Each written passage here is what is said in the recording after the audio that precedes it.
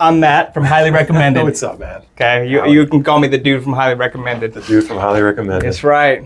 And we're here with Howi Spangler. Howi Spangler of the band Ballyhoo. So thank you for being here. Yeah, man. Thanks for doing it. Yeah, so I have a special treat planned for our interview today.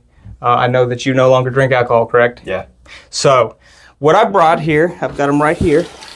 We've got 3 different beers, or I would call them non-alcoholic beverages, from Boulevard Brewing Company. Beautiful.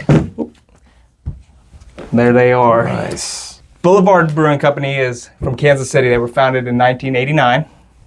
Let's show those suckers off. Yeah, get the labels.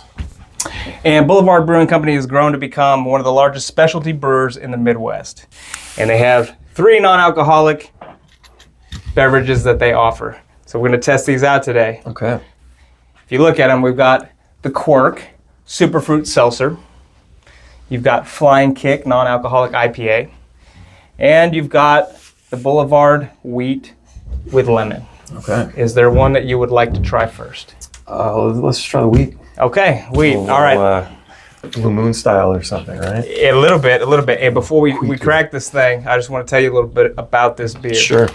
So 30 years ago, Boulevard Brewing Company brought American innovation to a traditional European wheat beer, and they crafted their most popular and beloved unfiltered wheat. So Boulevard wheat is one of the staples around here.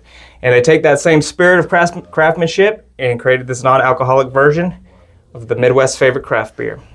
With a light-bodied, refreshing taste, teasing the senses with wheat and citrus aromas, and they've squeezed a little bit of lemon in there for you. Nice. All right, you ready? Right. Yeah, you want to do the honors? Let's go, man.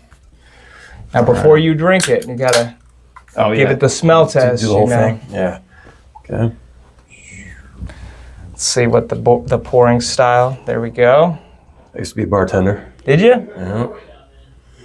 Oh yeah. So we're drinking the wheat here, the lemon. The wheat. Lemon wheat. The whole wheat. All right. Cheers. Smells like lemons. Does smell like Cheers, lemons. brother.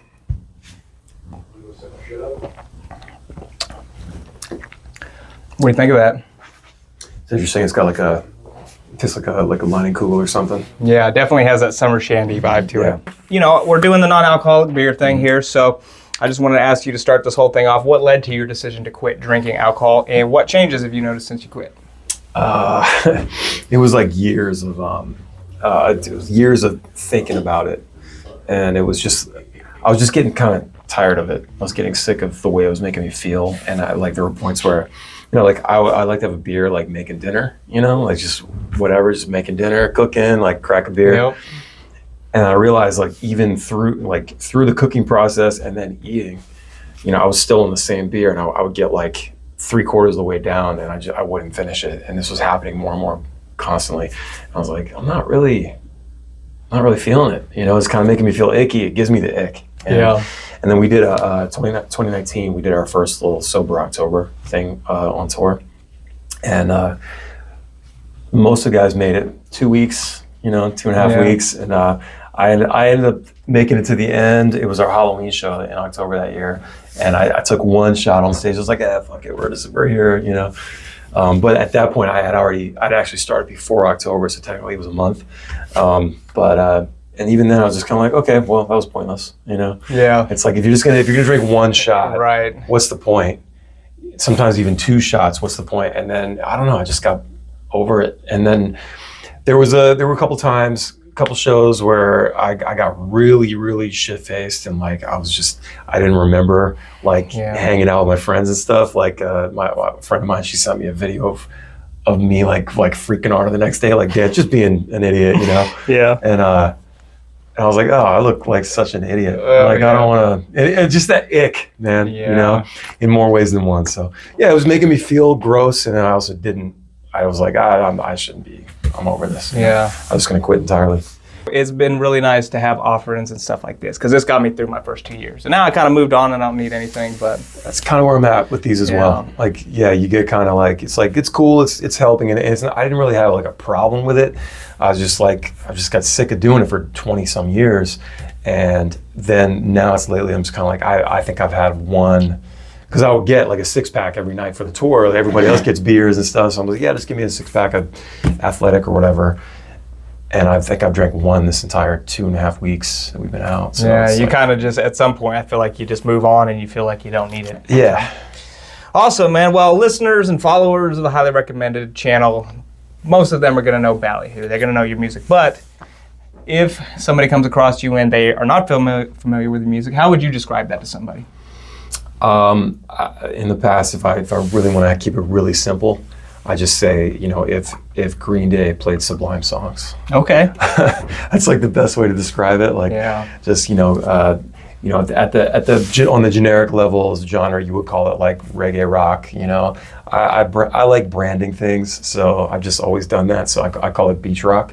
To me, it's because we're not really reggae, even though we get put into the American reggae umbrella, which is fine. I don't care.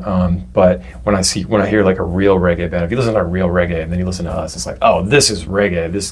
This has elements, but so the beach rock thing is where I'm at with that. Yeah, that's a good distinction, because I think I've said this to a lot of different people, especially in interviews, but it's like you fit into the American reggae scene, however we want to term that, but that term gets thrown around a lot and it doesn't really accurately describe probably a band like you. And I like that Maryland beach rock. Yeah. So I think it's very fitting. Looks good on a t-shirt too. So. Yeah, definitely. Branding, kids. Branding. This is a marketing genius here, I think. That's it, man. On your band again, I heard you talking about how Ballyhoo almost broke up a few years ago. Could you tell me more about what was going on at that time and how things changed since then? I mean, we've had our share of bad times. Every band goes through hard times. But it got really dark a couple years ago. We got sued by some former team members or a former team member, and we chose to fight it because we felt like it was not correct. And with all that comes with it's years of litigation. It takes forever, and you spend a lot of money on lawyers and fees and all kinds of shit. And we try to stay on the road and it makes it really hard, and we had to go backwards, take several steps. Like we couldn't bring out a crew anymore. We had to sleep in the van. We slept in the van for like 9 or 10 months last year. Just trying to, not getting hotels and things. We didn't have a crew. We were the crew. We just had our merch guy, and we would sleep in the van.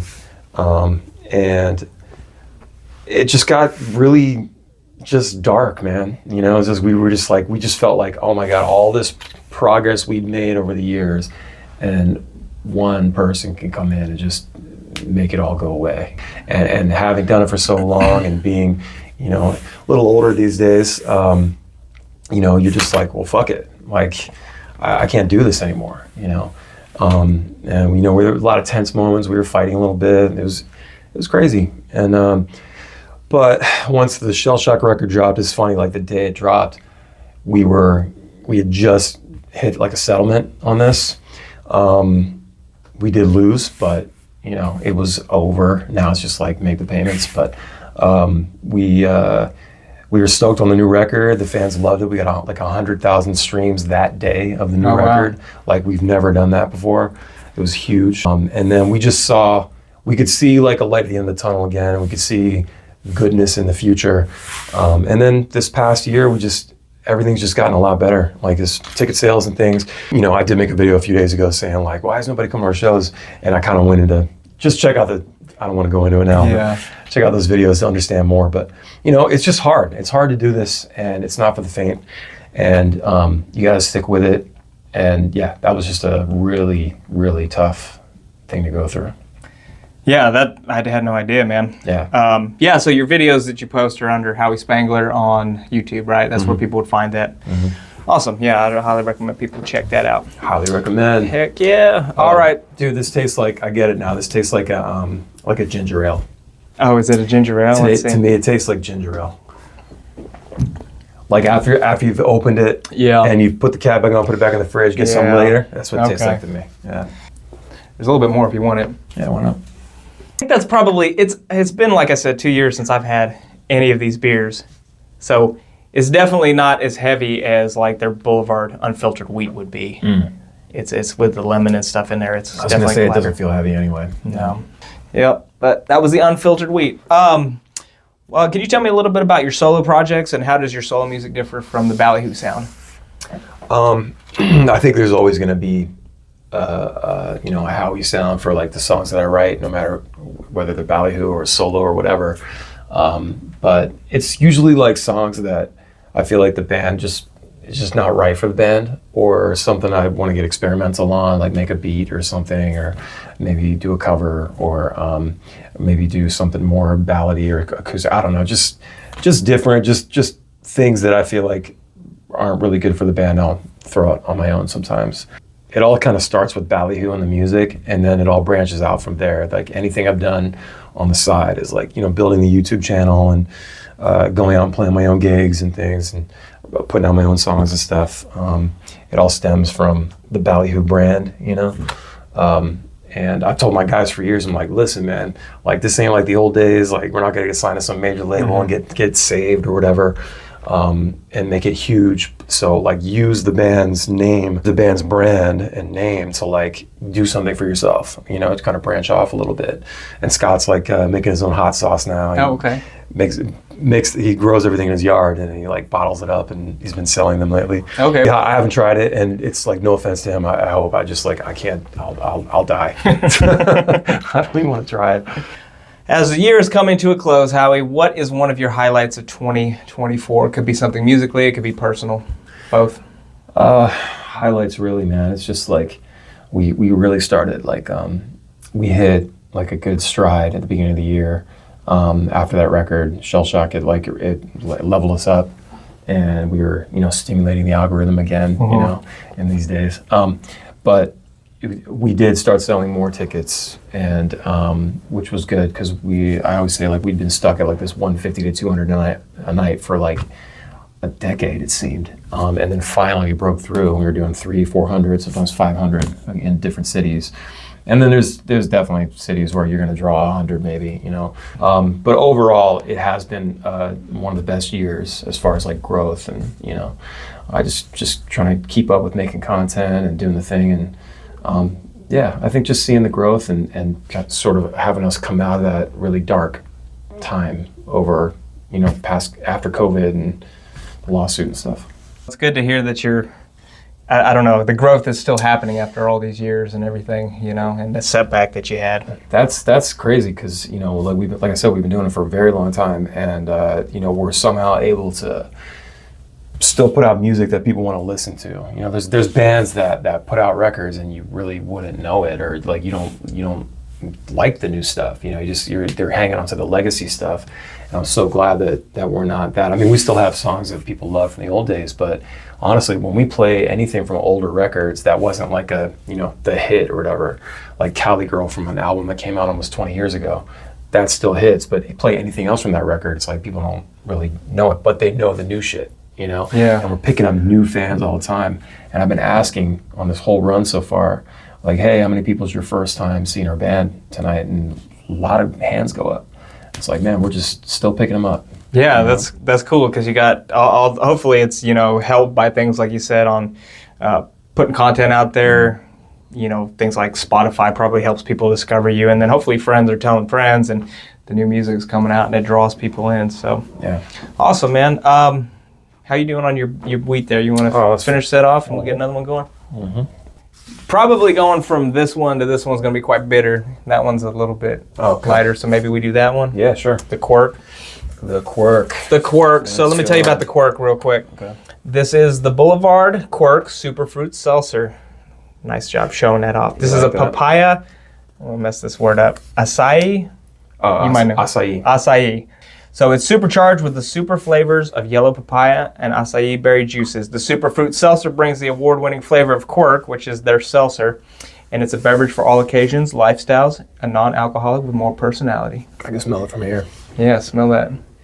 Oh yeah. Yeah, this is definitely not going to be anywhere near like a beer. It's a seltzer for sure. This is fruity AF right here. Cheers. All right. It looks like champagne. Mm-hmm. I was gonna say it tastes like champagne, or it looks like champagne, it smells like champagne. This would be good for me to have on like on New Year's Eve. You know, when my wife wants to have like a champagne toast. Yeah. You wouldn't even notice it. Yeah. Actually, she hasn't drank in a couple months now. She's kind of following suit. She's kind of on a streak. Yeah. Now I got her addicted to that app, the Days app. So you plug in the last day that you drank, and then you can just pull it up, and she's like addicted to like seeing it get bigger and bigger. You know? Yeah, I actually had something like that when I made the decision I'm gonna quit. I downloaded an app. It was called Reframe, and I spent money on it. So it was like I had made this decision because I put some money on it. In my mind, I was like, this is how it's gonna go, and then it was like counting my days, and it was giving me tips for what to do on each day and journal and document, and you kind of document that in the app. So I can see how the app is a motivator for that. So it's nice that that kind of thing exists. Yeah, it's like whatever you got to do, you know. No, this is good though. This tastes good. Yeah, this is good. It's interesting, like Boulevard being a brewery, you know, and they like everybody's competing with seltzers now. You got all these different seltzers, so they have to offer something. And it's interesting they chose to do like a seltzer because it's just like almost like fruit juice. Yeah, I mean, this is one of the better ones that I've tasted. Yeah. I've had the hop refresher from Lagunitas, and that's okay. Yeah. And there's another one, but this is the best one I've had. Yeah, I know Sierra Nevada for a hop seltzer they have one. It's hop spritzer or something like that. But, Okay. But it doesn't have any of the sweetness. It's purely just like a carbonated water with the hops in it. Yeah, it's essentially like drinking LaCroix. Yeah, right. Yeah. So, all right. So you were kind of talking about like the growth that was happening, and that I would consider that you would see that as some success. How do you define success in your musical career? Do you feel like you've achieved success? Yeah, there's definitely been success. I don't think that we're still not where I would like us to be, but yeah, we have had success, and I am grateful for that.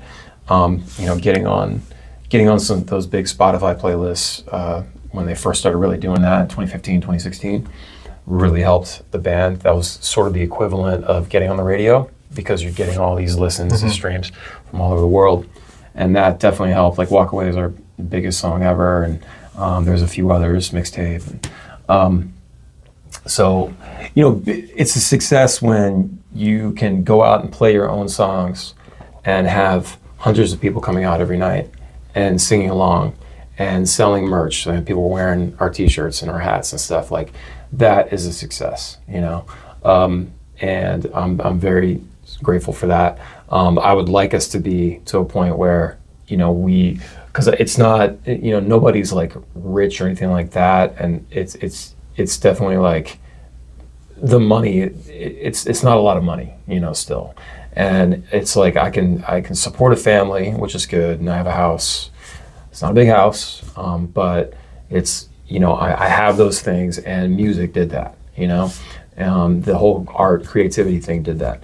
So I'm happy for that. But, you know, I would like to see us get to a point where it's like we weren't so worried about, you know, money month to month. And it's like we got to make sure we're putting out a cool thing on the merch store, you know, like make sure people are buying in the merch store, make sure we got some shows this month, you know, even when we're off tour, it's like, hey, let's set up a few shows in, you know, January or whatever, just so we can make some money for that month when we're not on tour. It's just those little things. I would love to make enough money throughout the year doing like 2 giant tours and then just like live the rest of the year chilling, you know? Yeah. I love being on tour. I love playing shows and stuff, but like, I don't love being on tour as much as I used to. Yeah. I mean, you've been doing it for so long. It's Yeah. just like, some of it's probably very repetitive, you know? It's like you see different cities and stuff, but you're like, doing the same thing overnight, every night. This breaks it up. Like what we're doing right now breaks it up for sure. But yeah, I mean, it's going to be 19 years of touring in April. So, and my band will be 30 years old next year. Really, So, 30 years? Yeah, we started when we were like kids in high school. You know? I knew it's been going a while, but Yeah, 30 years. My brother was in 8th grade. I was going into 10th grade. Okay. You know, so it's just like, so it's been a lot, you know. Yeah. So with the money and probably other things related to what you do, there's some stress and anxiety that you get. So how do you handle that stress and anxiety when it does creep into your life? A lot of times I'm just not very fun to be around. I'm just sort of like just quiet and blah, and it's really weird because it's like dark cloud that like you just can't get through. It's like, and for me it's like I'll stop what I'm doing, like I'll stop working and I'll just like play video games or whatever, and so it'll last a few days, sometimes it'll be a week, sometimes just a day, you know. But you know, my wife is pretty good about like recognizing it, you know, and trying to be cool and make me feel better, you know. but she also gets like that. I wrote that song, "I'll Be Okay," because what one of the lines that I say is. So just let me hate on myself for a little bit, and I'll be back to normal. Just you got to let me do my thing. It's a weird process. I can kind of understand what you mean by that, though. It's like even though you have the bad days, as long as you know you're going to come out of that, it's okay to feel that way. Yeah, I do know. Yeah, like most of the time I'll be there, and I'm like, oh, everything sucks. But like, it's gonna pass. It's gonna pass. But I just can't like get myself to like make it happen. Why can't I do it right now? Why can't I get through it? And that's probably something I just need to keep working on developing. Yeah, I mean, that's a life mission. I don't think happiness just comes to everybody every day. It's just... No. I think people that are super happy all the time are probably hiding something from themselves, or like coping, So, I don't know, man. What's one of the struggles about being a touring musician that fans may not realize? Being away from family is tough, especially like... I used to, like, before the kids were born, man, it was like, I used to just leave, and it was like, whatever, and, see you later, I'll see you, to my then girlfriend, I'm out, and then the kids came along, and it just got like, wow, okay, I would leave for a month. I came off the road 2 weeks before they were born, and then I was back on the road 3 weeks after they were born, both of them. So 3 weeks, just back out on the road. And I would leave for a month, and I'd come back, and they'd be that much bigger, and they'd be doing something brand new, talking. My daughter was sign language when she was like 10 months old. Oh, really? She was like signing, like, because she couldn't speak yet. Oh, yeah, right. My wife taught her how to do sign language to like communicate, like I'm hungry or I'm thirsty or whatever. And so those little things, you miss out on that stuff. And I think I missed my daughter's first steps, but like there's video of it, but so you miss those things, and now like they're older and they're more in their feelings about it, because they're more aware, and they like miss me, and it's like ugh, and it's harder on my heart because of that. I know they won't be around, but so that's definitely probably the hardest part. And then the other thing is just like the grind of I love having organization at home and like knowing where all my stuff is, and like not having things in a million different places and having to do all the things.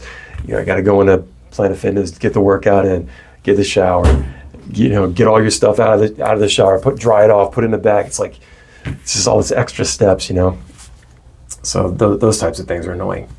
Yeah, I've heard a lot of people go to like Planet Fitness and stuff just so you got the access to the showers. Of course, you can work out and stuff in there, but like you said, you're toting all your stuff in every time. It's not like your bathroom where everything's just there. So yeah, I've only seen one penis.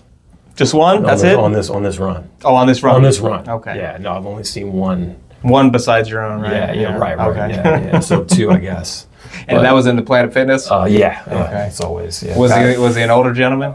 Usually, yeah. It seemed to be sort of the thing. Yeah, just kind of like just what's up? I had a guy one time. Trying to have a conversation, and they were like.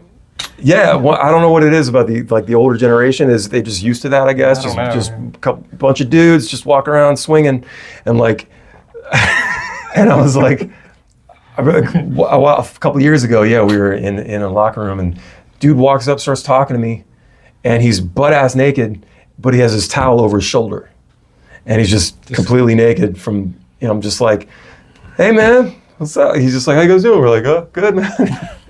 Like it's just weird to me. I don't know. I had that happen, but it was somebody I worked with. We were training for like the company was doing what they call a Kansas City Corporate Challenge. So it's all these events, and one of the things we were training for was swimming. I was like, I'll do the swimming thing. I can swim a little bit. Yeah.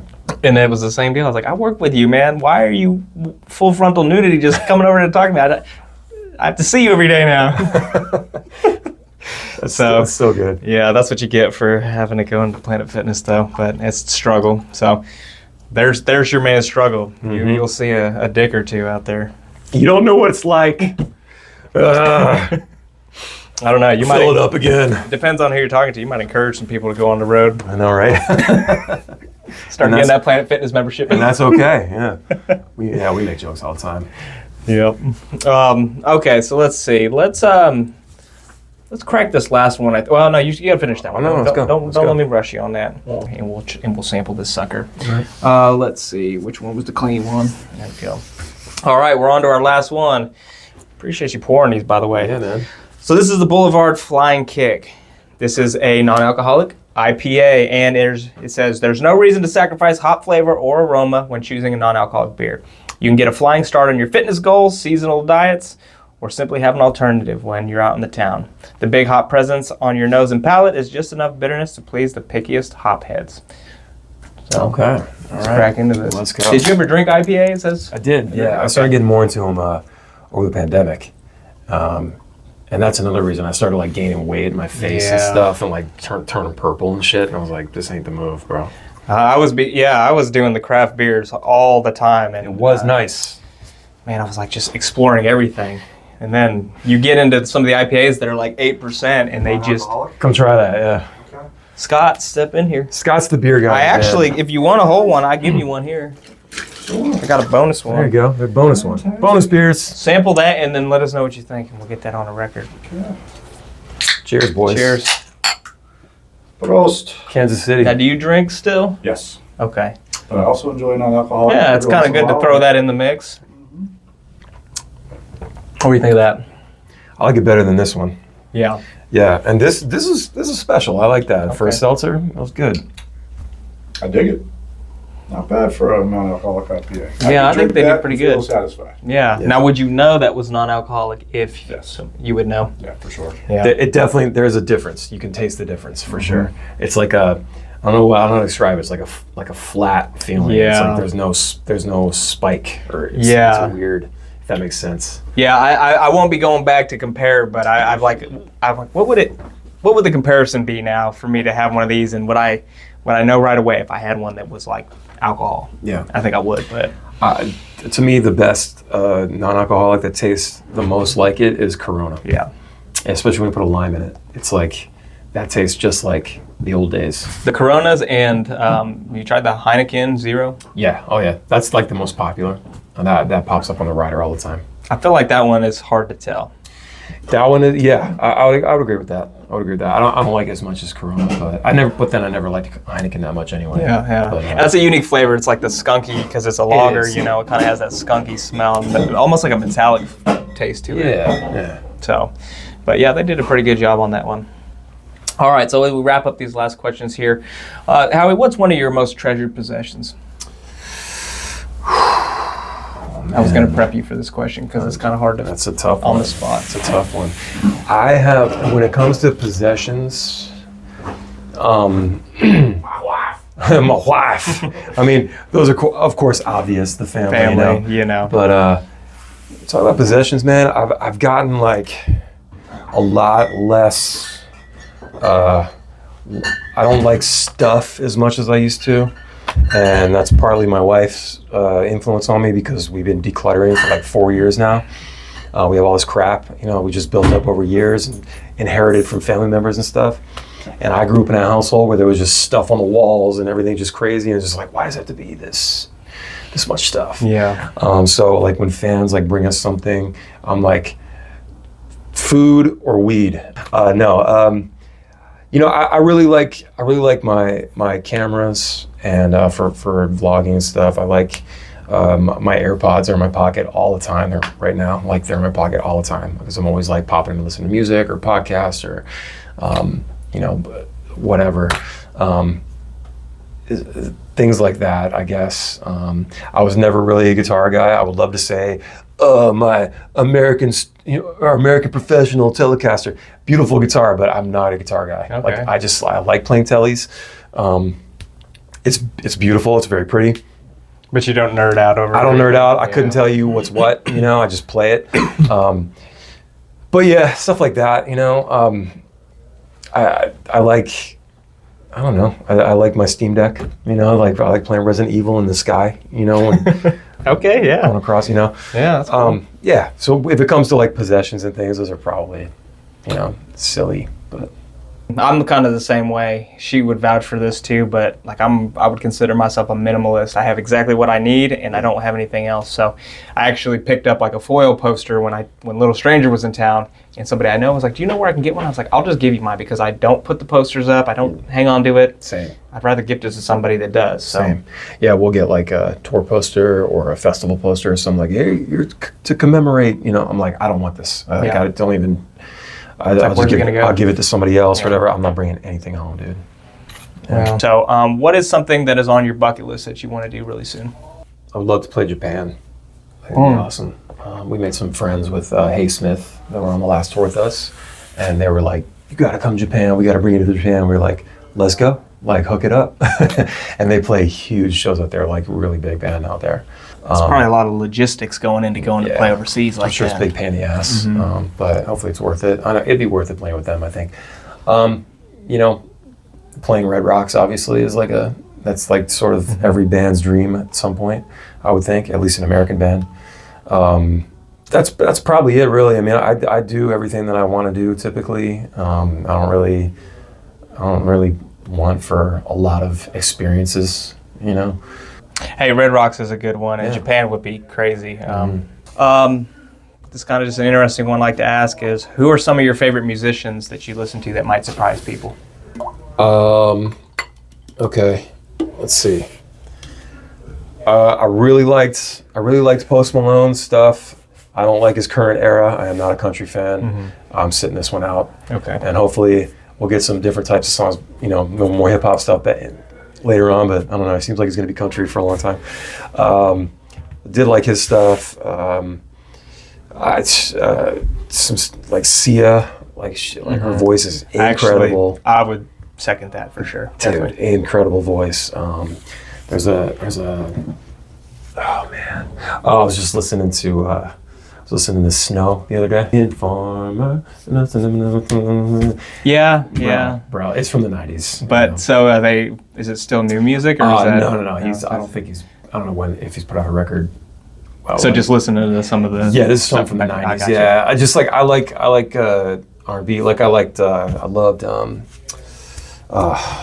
crap. What the hell's her name? Oh, SZA. I loved her record from last year. Okay, yeah, I actually did. I listened to quite a few songs of that, and I was just the voice again. Her voice is incredible. I Just Killed My Ex, like such a I love that song, dude. Such a good song. I had to play that song like on repeat and there was a remix too, so I was like playing that one too. But like she's just, I don't know, there's something about her delivery and everything. So she's kind of like rapping, but she's singing. She's just great voice. Stuff like that. Yeah, that probably does surprise people that don't know you, but I mean, you know, I know the R&B influence, especially when you listen to your solo stuff, that kind of comes through in there. Michelle was asking me earlier where you're from. You're from Maryland. What city are you guys from? So originally I'm from Aberdeen. That's where I grew up. I was born in Havre de Grace, which is where I live now. Havre de Grace is like 10 minutes from Aberdeen, so it's not that big a difference. But it's north of Baltimore. It's about 20, 25 minutes from the Delaware line. It's the very top of Maryland, Chesapeake Bay. And I just love it where we live, man. It's like access to everywhere. Like New York City's 2.5 hours away, Philly's an hour away, DC's an hour and a half. Everything's really close. You know, it's just a good place to be. The weather is great most of the time.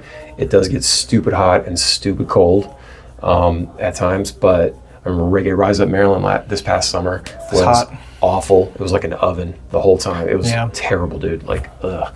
But other than that, like Maryland's beautiful, and it has everything. It's got mountains, it has beaches, it has it's just everything. And the particular city I live in, Havre de Grace, really dare I say, cute little town right off the Chesapeake Bay.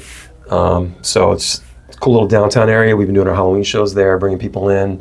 I love when people come into our town and check out the businesses and see their pictures and stuff and them having a good time. So yeah. Yeah. So what are some of the things that you do in that town? So we have again, being on the water.